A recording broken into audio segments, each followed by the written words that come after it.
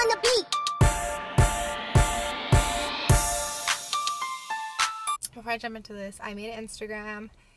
Go follow me. I'll put it in the description below.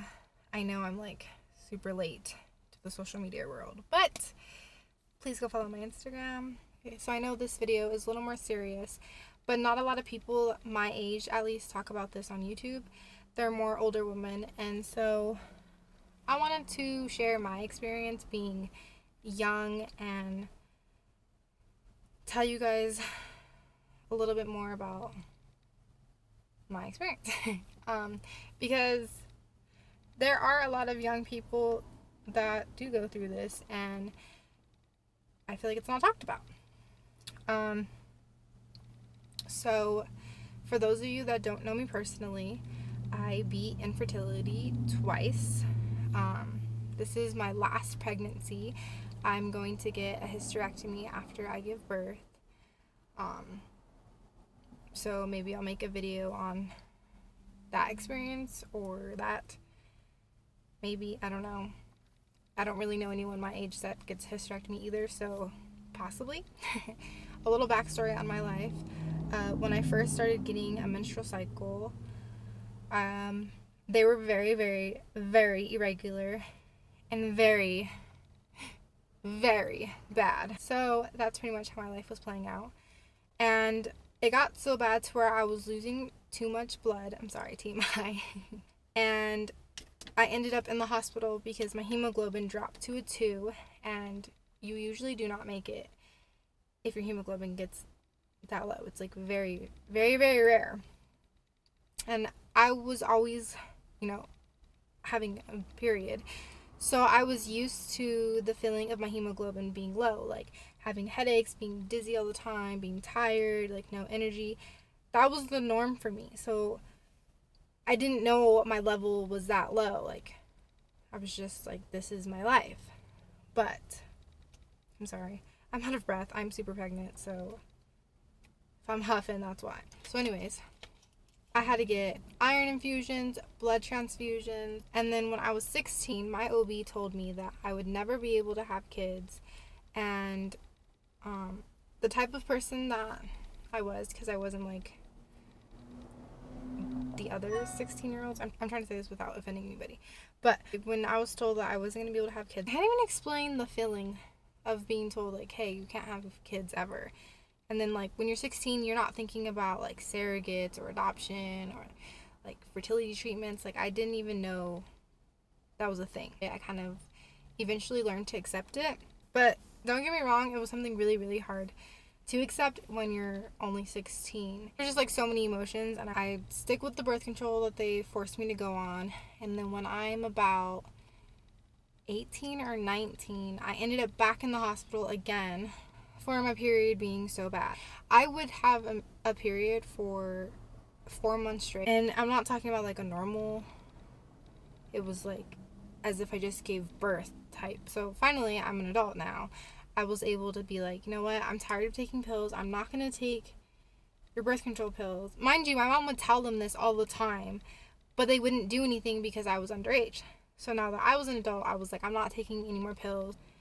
So I told them, you need to do something, because I'm not taking any pills. I'm not getting the IUD anymore. I'm done. Like, I was literally like over it. But this is how I found my OB that I have now. She's the bomb. But her and then the hospital OB decided that they were going to do a D&C on me. Okay, so when I went to edit this, I lost all my footage. I don't know what happened. But after I got my D&C, around that time, me and my husband had started dating and whatnot. So when we were engaged, we talked about starting a family and what options we would have.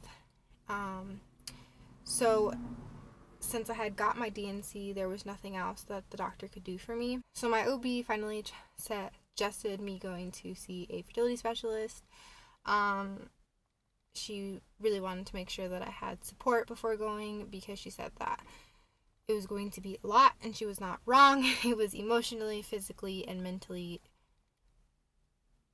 I wouldn't say draining, but it was definitely like a roller coaster of emotions. So I found the specialist that I wanted to see, and she's amazing. I recommend her to anybody. She ran tests on me to confirm that I did have fertility problems, and she confirmed that I didn't ovulate, so that's why I wouldn't be able to have kids on my own. So the first time around of me getting pregnant, we just did birth control to basically give me an artificial period, and then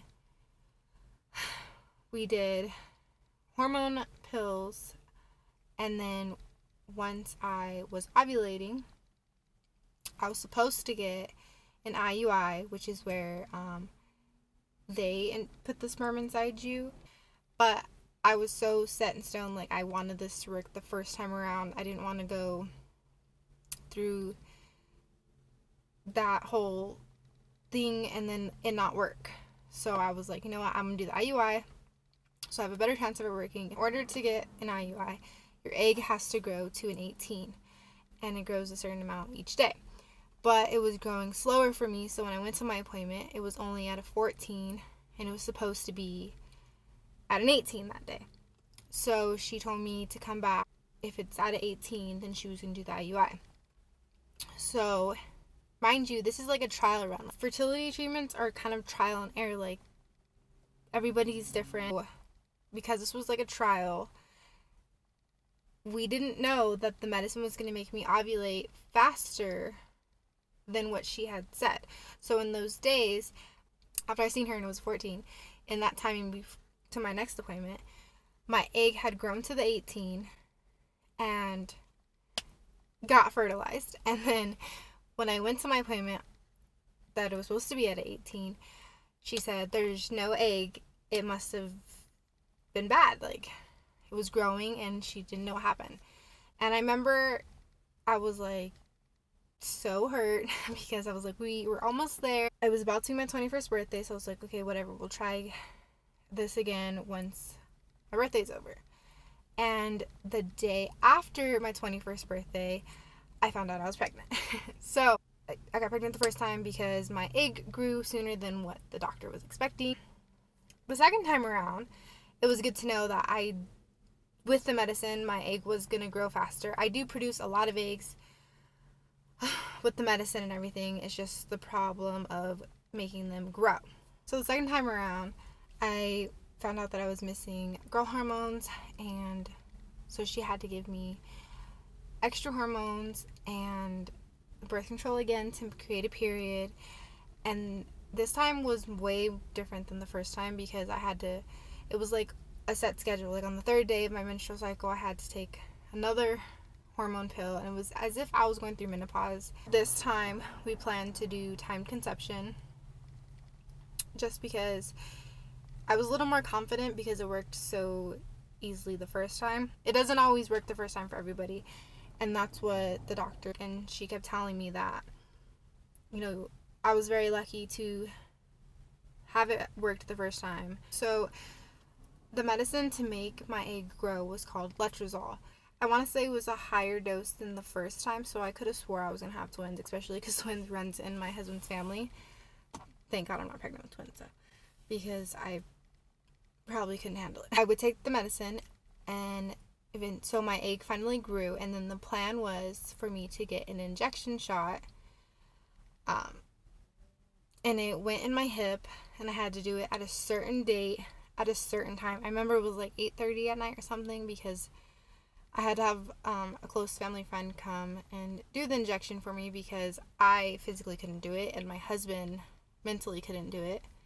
So she came and did the shot for me. So I did the injection and everything, and I found out September 9th that I was pregnant the second time. So basically what helped me get pregnant was lots of hormone medicine, pills, and once I was pregnant, there was this medicine. It would help keep you pregnant so you could get past the first trimester, and I took that with both pregnancies, and I believe that that is what helped me not get pregnant but stay pregnant. But I am now I was high risk the first time too, but now I'm like super high risk because I'm severely anemic because of my problem that I just explained. And then I have really bad asthma. So I will be induced. I was induced with my first baby, and I'm gonna be induced again. Rebel on the beat.